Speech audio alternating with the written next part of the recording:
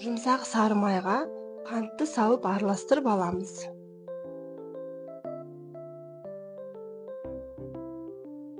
Осы массамыздың үстіне бір жұмыртқаны жарып, жақсылап араластырып аламыз.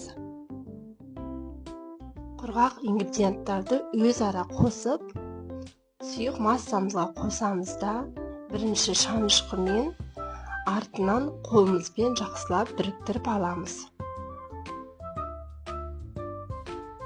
Кішкентай қасықтың көмегімен печеньеміздің қамырын шетінен алып, видеодағыдай дөңгелетіп аламыз.